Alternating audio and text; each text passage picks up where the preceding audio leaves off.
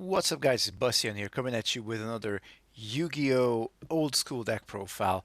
Today I'm just going to show you this sort of retro deck that I'm always kind of tinkering with. It's just got a bunch of old cards that I pulled as a kid and a bunch of cards that are like, nostalgic, and it's not competitive, but it's a lot of fun.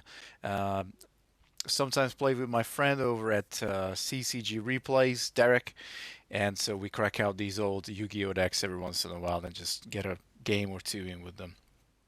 So there's like, as I said, nothing competitive. It's all old stuff, but I think old Yu-Gi-Oh to me is like, close to my heart, and I want to share this deck with you guys. So let's start with our creatures or monsters as they were called back in the days. So we got an ancient lamp. What I really like about the Ancient Lamp is that it can be really frustrating for your opponent if they have two creatures down. They attack into the Ancient Lamp and you just redirect the attack back into one of their other monsters or creatures, and then they'll probably get damage, maybe even lose a creature. And you can also special summon a Login from your hand, and special summons back in the days they weren't like super common, not like today when you like special summon 15 creatures onto the field. So I got an ancient lamp and I got three Lajins here as well. Two of them are from the Kaiba starter deck and one is from not the Kaiba. Don't ask me where it's from. It's got a different art. I wish I had a third one of this though. But nevertheless, you still get the special summon off with the ancient lamp, and I think that's like just really cool. So we got that to start with. Then I got this Dark Grapher in here, which is a 1700 attacker, 4 stars, your base normal summon kind of guy.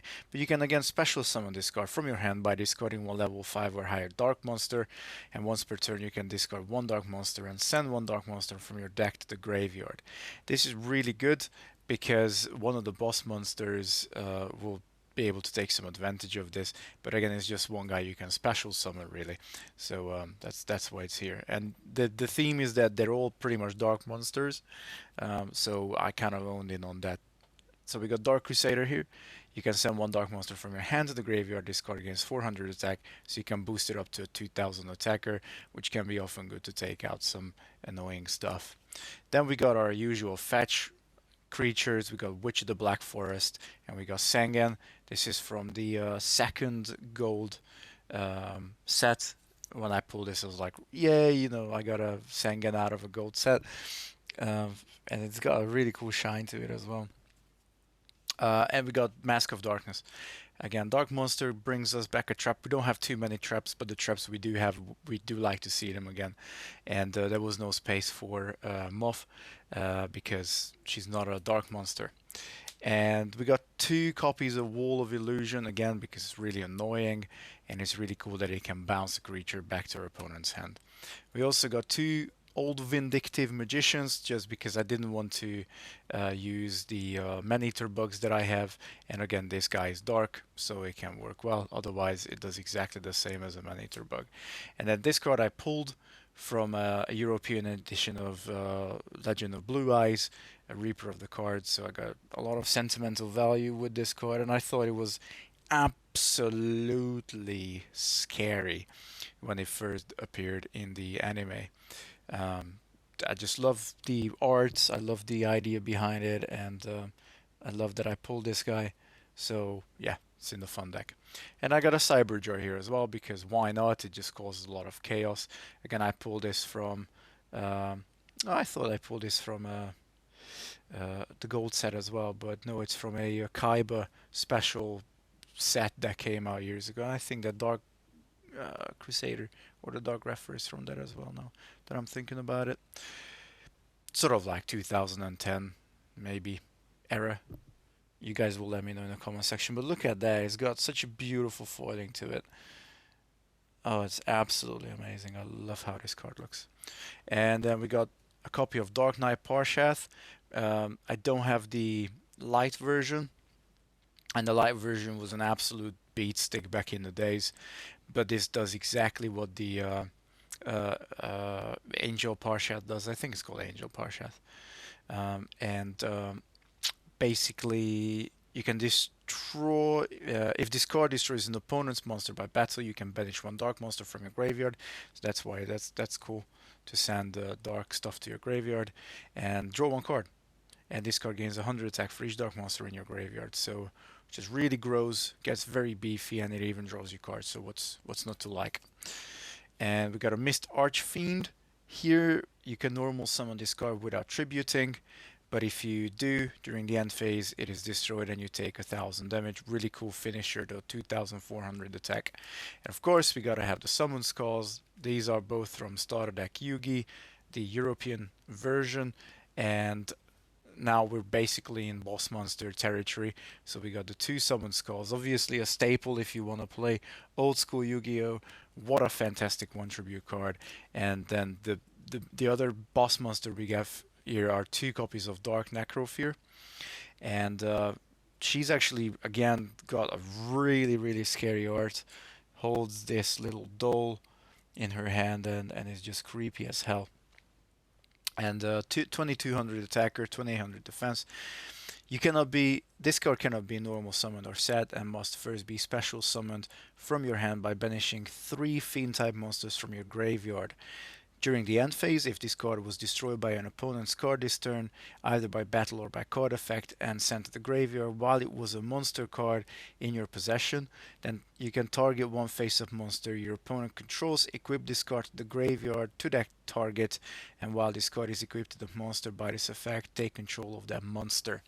So we can basically take anything our opponent has, and that's the theme of our boss monsters as well. So we got 2 Necrofears and we got 2 Relinquished as well. So whatever our opponent has, we'll try and steal it, and we will put them into good use.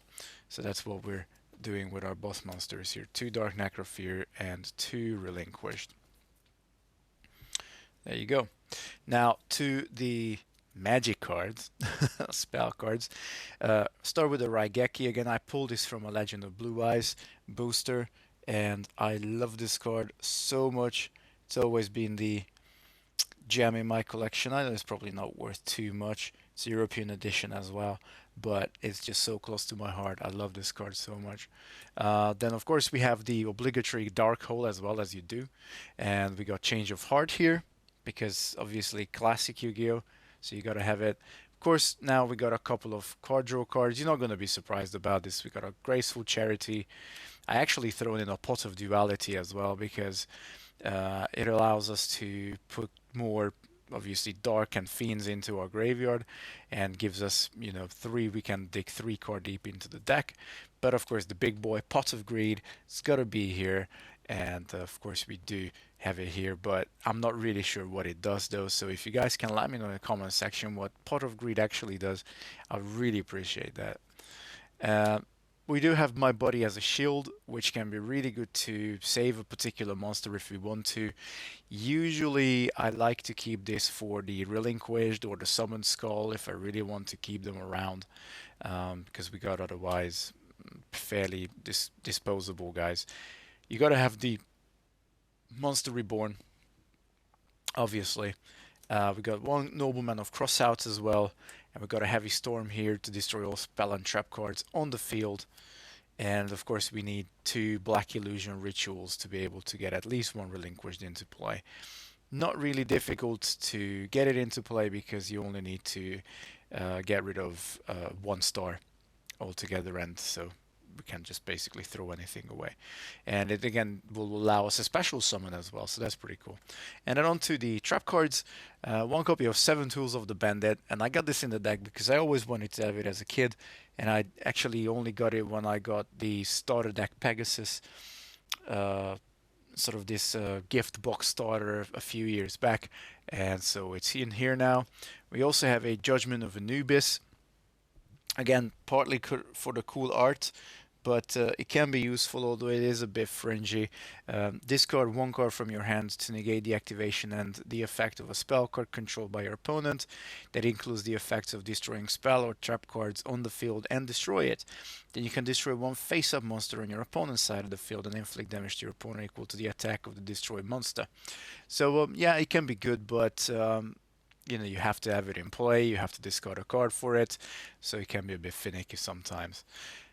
We have one Mirror Force, obviously. You gotta have the Mirror Force as well. I bought this used, and I was like, spare money on it, and this was like 10 years ago, and the seller really did not tell me anything about that massive scar on the car. But I grown to like it.